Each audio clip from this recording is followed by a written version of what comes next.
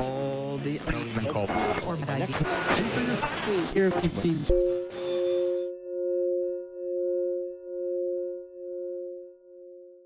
If somebody said, give me a definition of a standard tune, it's a tune that's not going to go away.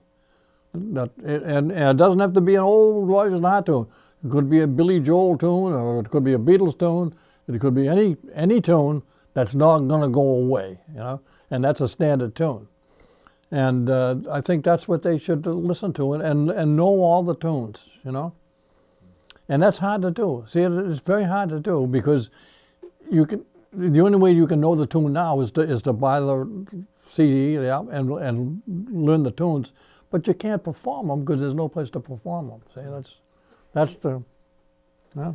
If like you listen to Lester Young, I'm going back to the old daddies now, Lester Young and Sonny Stitt, you know, and Bird naturally, and those players. There was a warmth to their playing.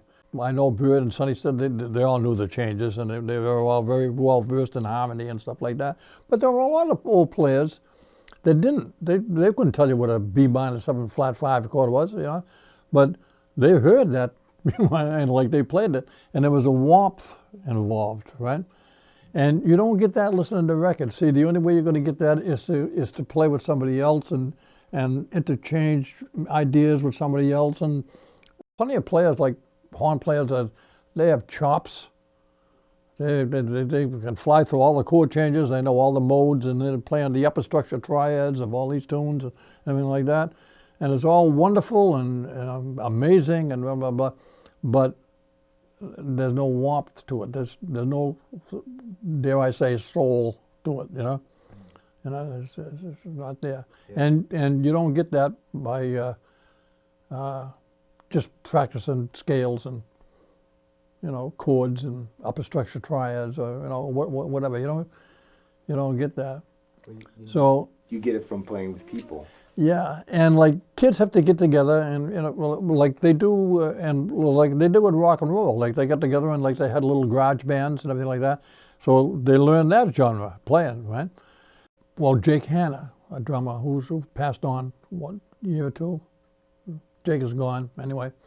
Who was a very good friend of mine, Jake, and they were playing a gig at Lenny's. There was a couple of drummers that got up there and played all kinds of chops, you know. They could hit everything on the set in 2.5 seconds, you know. And Jake got up there and just played, just tasty, blah, blah, blah, brought the house down, you know. He said more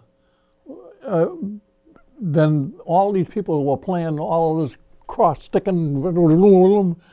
Jake said more by just cooking, just swinging, you know. In other words, Duke was right, you know.